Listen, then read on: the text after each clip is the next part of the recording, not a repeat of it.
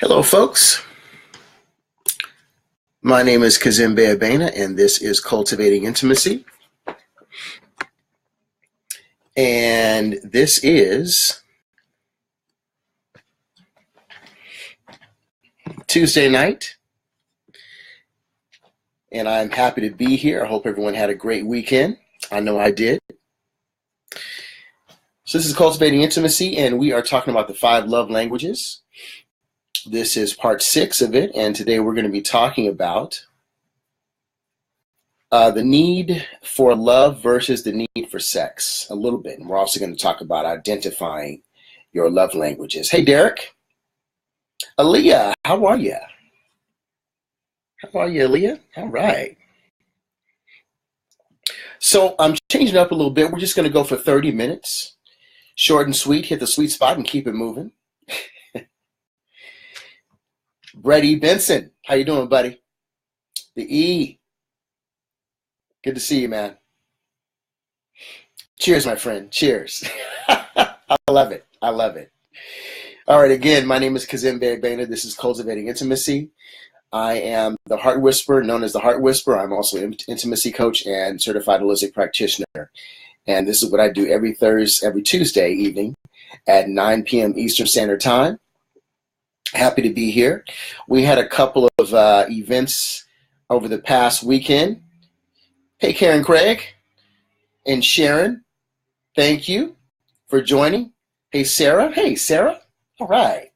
So a couple of events, Synergetic BDSM, which was a great event on Friday, and then also Cultivating Intimacy event on Saturday, which was good as well, where we talked about some of the principles that I talk about here. It was more of a hands-on thing, so really putting into action and putting into practice what I talk about here. So it was good times, good stuff. And I'm going to go ahead and announce now that I'm going to have another Synergetic BDSM workshop on the 26th of August. The 26th of August in East Point. That's a Saturday. And that will be from 5 p.m. to 8 p.m. So I'm looking forward to that. Hey, Milani Shani. All right. So without any further ado, I'm going to go ahead and get into this. Again, this is the book that I'm drawing from pretty literally here, kind of actually going chapter by chapter until it really doesn't make sense to do so anymore. And so far it does make sense, so I'm going to continue to do it. There's a lot of good stuff in this book, The 5 Love Languages by Gary Chapman. A lot of great information. And what I would really like this time is I really want to encourage as much participation as I can this time, because you all are what makes this show what it is. So I want to encourage that. So we're talking about identifying your love language. And there are a couple ways to do that. I first want to talk about this whole thing about needing love versus needing sex. And I think that with men, hey, Jaden, Tracy, Allison, hey, thank you for joining. I think that for men, often the need for touch can get confused with the need for sex. I want to talk about that for a minute. I think that they can mean two different things for men and women in terms of the precursor or the urge. With men, it is really typically can very much, not all the time, but it can very much be a physiological need.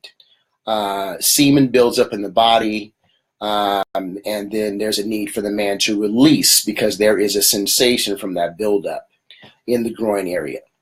I know with women, it is about the emotional connection, which draws them closer and then want to share things sexually because of the emotional connection. With men, the danger of not being aware that it is also a physical, non-intimate or non-sexual intimate touch required is that they end up, if they're not in a relationship, having a lot of empty physical interactions without the heart opening up to explore and expand. And that can really lead to some habits that are really quite empty. Hey, sunshine. And we really want to be aware that we are exploring enough where our wants are and where our needs are, and just how we're being fed, and where we're empty, and where we're empty. And I just want to tell the men out there that may be listening that there is absolutely no shame in saying that you want to be touched, that you want to be cuddled, that you want to be caressed. There's no shame in that. As a matter of fact, I'm sure there are a lot of women out there that would appreciate that would appreciate that honesty and appreciate a man stepping forward and saying that. In addition to that, I think I want to encourage men to be able to do that and it not always be a precursor to sexual activity. Because then if we just get that and we don't get sexual activity, we shouldn't think that something is wrong. There's nothing wrong. Your soul is still being fed. Emotionally, you are being soothed. You're being nurtured. You're being caressed. You're being cared for. You're being loved. And as men, we need to allow that into our lives. So that's about allowance. So I really wanted to say that today. And I'm just curious. I want to pose this to the women out here. A question to the women out here. Is an emotional connection absolutely imperative to you having a sexual relation with someone, or for you to have sex with someone? Or can it be an attraction? Can it be chemistry? That sort of thing. Hey, Miriam. So please let me know. Please let me know. So I'm posing this question to the women. Is it imperative that you have an emotional connection before having sex with someone? Or can it be just a kind of a physical attraction, nice chemistry, we're laughing, that sort of thing?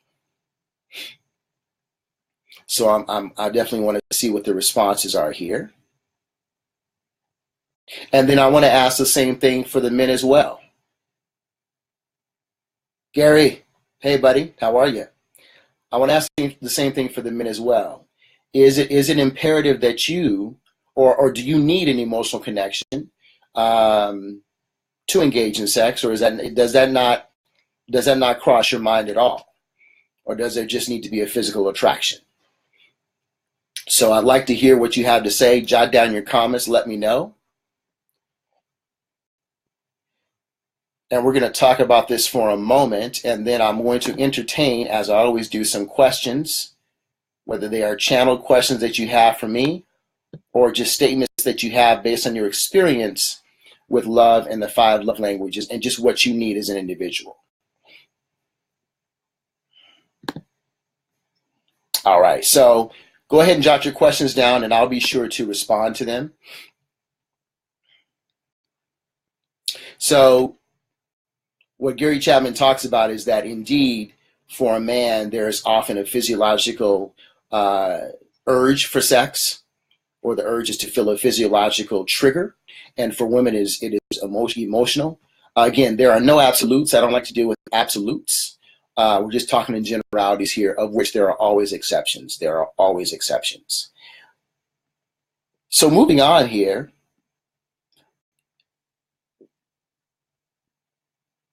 a good way to determine what your love language is, let's say that you have like a top 3, and there are 5, but let's say you have a top 3 or you have a top 2 and you can't determine which one. I think one good clue to that may be, the one that's important to you may be a good clue, in that it's the one that you ask your spouse to fulfill the most often, or one that you're complaining about. My husband never takes out the trash. He never mows the lawn. He never repairs lights. I have to do stuff myself, and it's so frustrating. That may be an act of service for you. That may be an act of service. All right. Hey, Riss. All right. Tracy says, in response to my question about an emotional connection, she says, emotional connection isn't imperative. Let me put on my eyes. There we go. All right. Emotional connection is an imperative. A lot of time, it can be a false sense of connection. Attraction, yes. Chemistry, definitely. You can emotionally connect to someone and not want to have sex with them. Very good point. So you can emotionally be connected and not want to have sex. Very interesting point there. Does anyone else want to weigh in on that? Very interesting point. A false sense of connection. A false sense of connection. Interesting. Um, hmm. I'd like to hear what you mean about a false sense of connection there. I don't think I've really heard that before. It's very interesting, Tracy. You can kind of expound on what you mean by a false sense of connection. Risk. So the question, those who just joined, the question is, I'm asking the men and the women to weigh in and post a response to, is it required for you to have an emotional connection to have sex? Is it required? Is it required? If yes, why? If no, why not? There is no wrong answer, of course. There is no wrong answer. Shay Hudson, how you doing, buddy? Good to see you. So Shay, you just joined up. What we're talking about is, I'm posing a question to the whole group. Is it required for you to have an emotional connection to have sex? If so, why? And if not, why? There is no wrong answer. There is no wrong answer. All right, so going back, and you can post your comments at any point, and I'll read them and I'll address them. So again, what we're looking at now as well is we're looking at how to really narrow down and identify what your love language is. Let's say there's a top between two or three, I'm not sure. So what we just talked about, or what I just stated, was often the thing that annoys us the most, or the thing that is our pain point the most. Gary, how are you, buddy? Or Jerry, I'm sorry. Lord have mercy, there's another Gary on here. I'm sorry, Jerry. How you doing, brother? Dr. Weiss, how are you, sir? What is the pain point that you express to your mate the most can very well be a clue about what you need. And unfortunately, to your mate, it may come off as nagging. It may come off as demanding. But ultimately, what that could be is just a space that perhaps reflects what you did not receive as a child. It just reflects a void that you've always had, and you would like to receive that love. You would like to receive that thing that you translate into love in your relationship, because obviously the 5 love languages is about us filling up our love tank and feeling loved as much as we can, from either an action, either words of affirmation, quality time, etc. So physical touch. So that's what we're dealing with today. So that's another indication, or another clue of how to identify what you may need as your love language if you're not sure. If you're not sure. Also, another way to possibly identify that is another clue. There can be a bit of a trip up in this. I'm going to note this in a minute, but is if you find yourself doing something for someone else, really wanting to do something for someone else, it's in a particular love language. So you always compliment someone. That may be reflecting what you need. That also may be reflecting what you need. The catch to that is this. It also could simply reflect how you've been conditioned. Perhaps you grew up in a household where your father constantly affirmed your mother. So you're just used to that. Perhaps for you, that is what really makes a successful and a happy relationship. But in that case, of course, it doesn't necessarily mean that's the love language of your mate. So just a slight word of caution there. Hey, Rita, how are you? All right. So we got another comment here. Riss.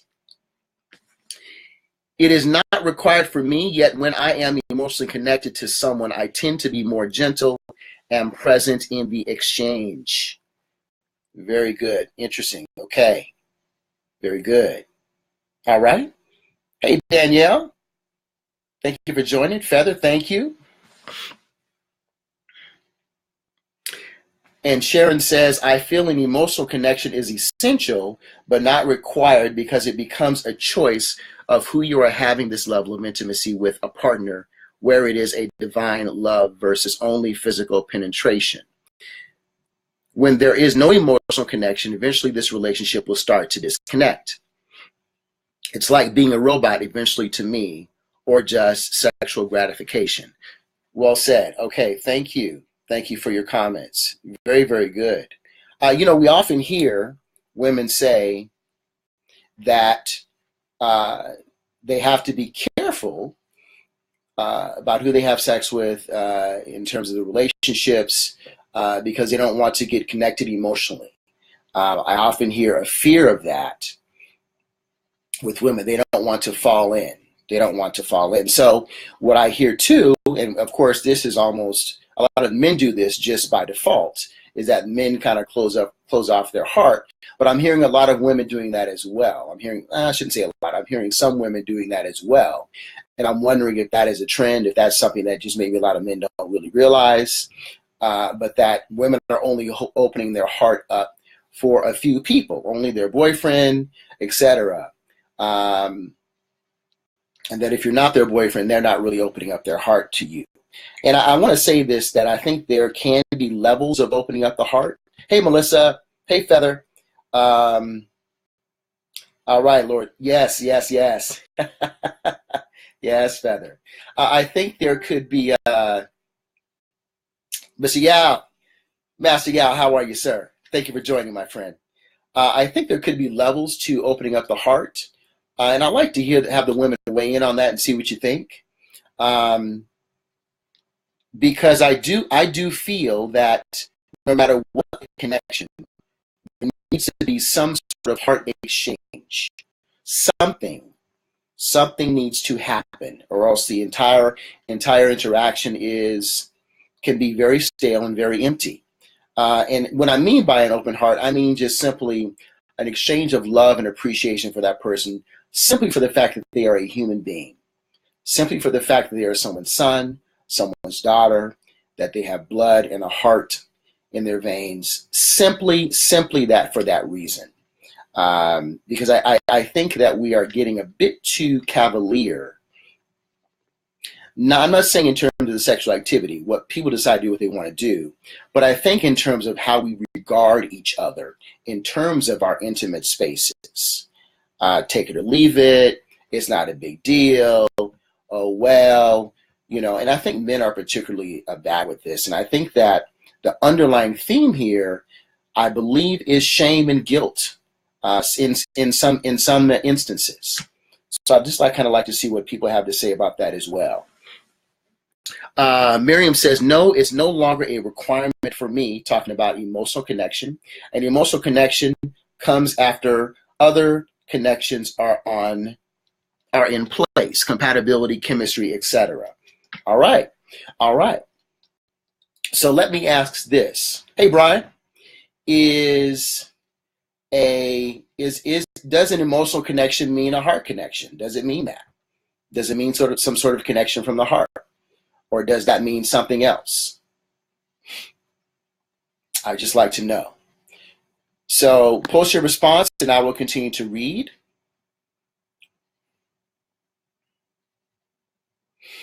All right, so let's say we're talking about identifying your love language.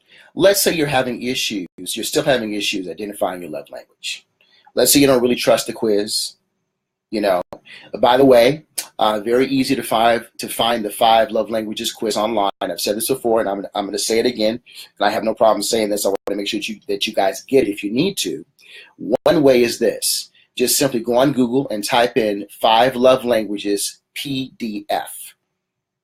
So what will pop up are various PDF, meaning downloadable versions of the love language that you can just download to your laptop and take the test. No problem at all whatsoever. So that should be pretty easy. But let's say you've done that and you're just still not clear. Let's say you're still not clear. One thing that Gary Chapman, in his book, The 5 Love Languages, talks about is going back to a point where you were connected, hey, Deirdre, to your mate, to a boyfriend, girlfriend, wife, husband, and figure out what it was that you liked about them. What really attracted you to them? What do they say? What do they do? How do they carry themselves? How do they interact with you in a way that you really liked them, that really drew you in? What was that thing? And whatever that thing was is a key to, is very much a clue to how you like to be loved. What it takes to fill your love tank. So that's another way to do that. That's another way to do that. All right, so there's a really interesting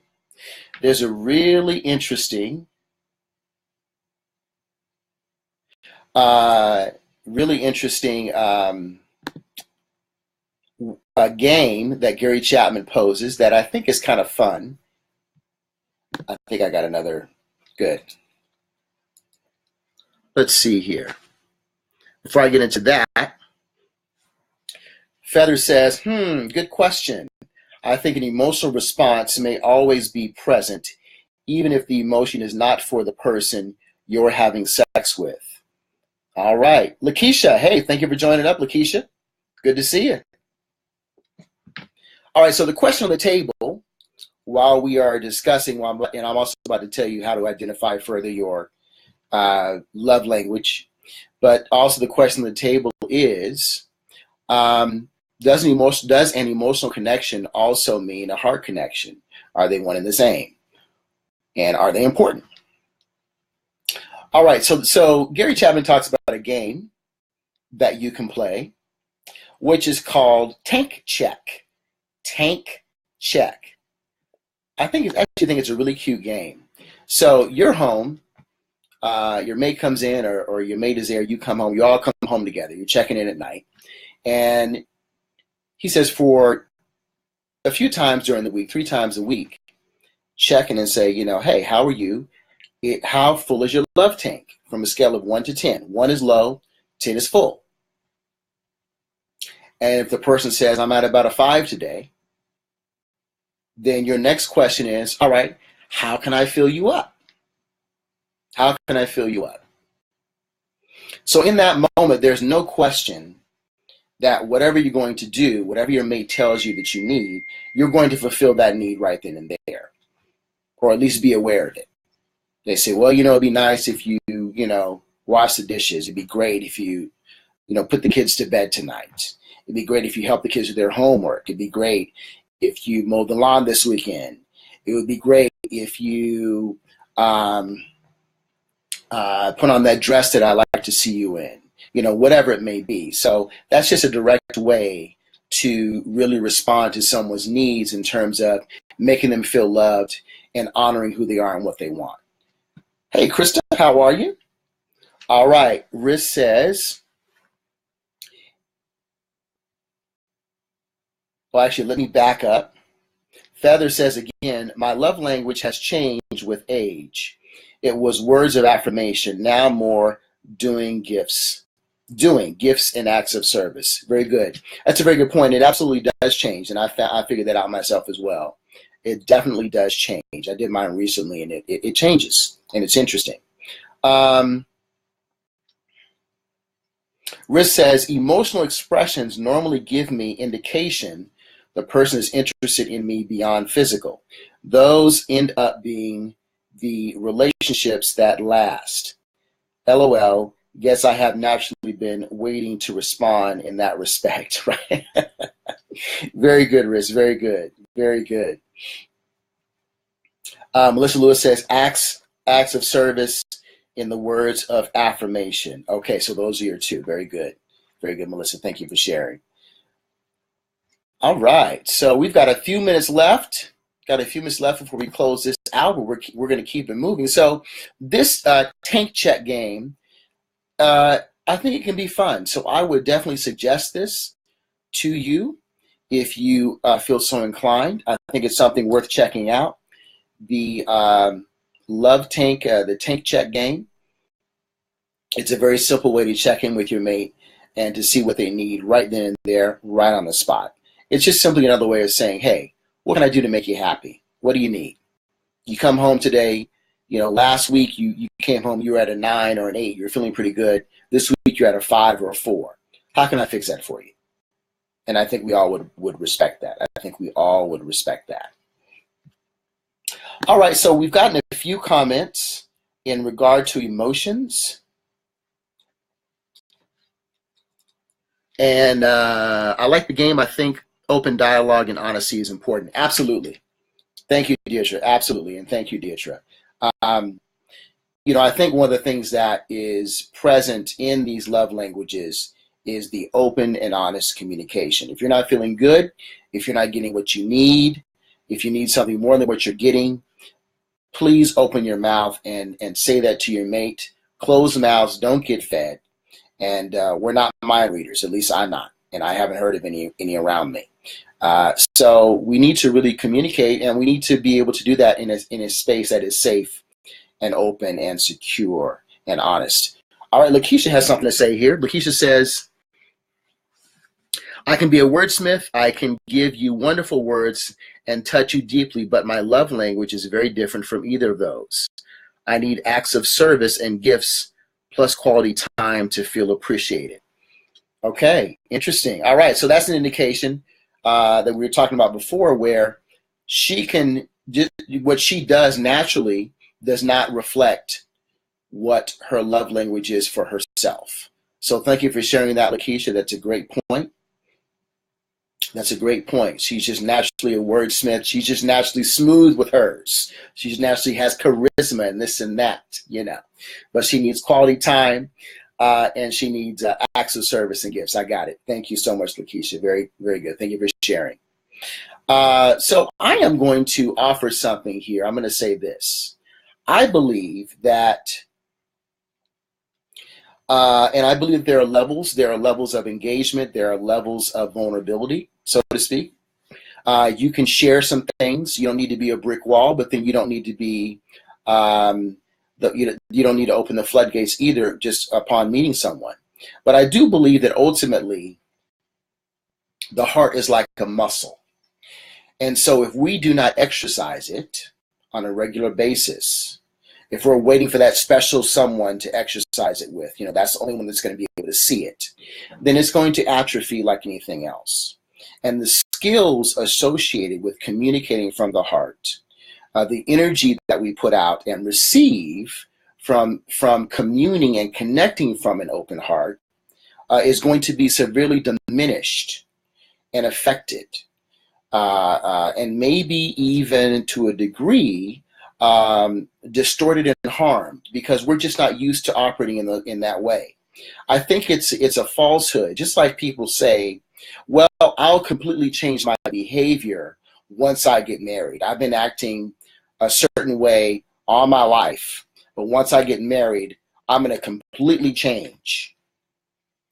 There's nothing to suggest that. Sometimes it does, but don't count on that.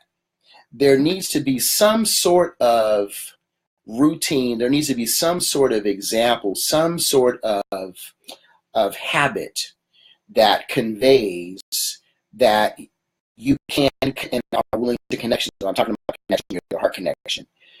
There's got to be something in your life that you do that shows that you are comfortable sitting in that space.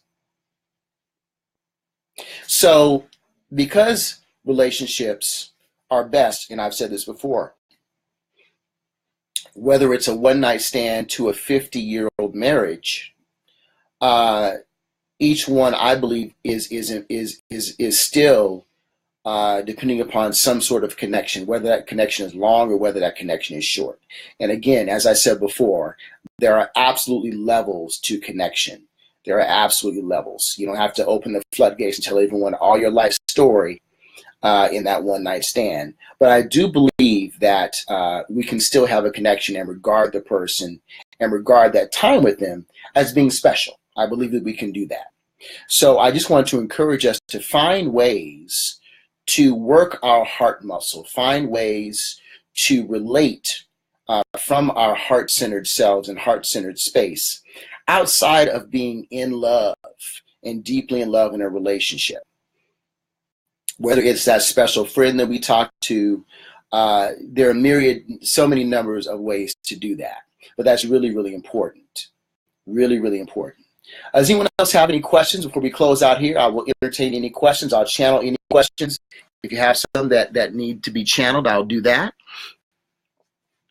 I'll be happy to do that. So I'll give it a few minutes here. And again, we talked about how to further identify your love language. I've got a bunch of people in here, so let me say it one more time. I've got an event coming up, Synergetic BDSM, August 28th in East Point. And it's a beautiful location, small, quaint location.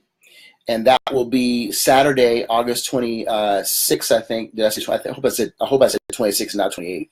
26th, August 26th, from 5 p.m. to 8 p.m. There will be a flyer up tomorrow that I will put up. So we had a great number. I had a couple of workshops this past weekend, which were great. And so I'm looking to bring it back and do it again because there is a demand for synergetic BDSM. So I'm going to do that again. And that is a method that shows you how to connect from the heart, how to deepen your intimacy, how to bring some spark into your love life, and how to build trust. How to build trust and also how to build confidence. How to build confidence as well. So looking forward to bringing that to you again. All right, folks. If there are no other comments, I want to thank you again for joining me. I'll be here back here next Tuesday night once again. We're just going from 9 until 9:30, short and sweet. Please share this video, and I love your comments. Thank you to everyone who commented tonight. I really appreciate your participation. You make this broadcast what it is, so thank you so much. Share it to your friends and come on back next week. We're going to continue with the love languages. There's still more to talk about, still more to share. Again, my name is Kazembe Abena, the Heart Whisperer, intimacy coach, and also certified holistic practitioner. I'll see you next week. Have a great weekend, a great weekend. Talk to you soon. Much love and peace to you in your life with you and yours. Bye-bye.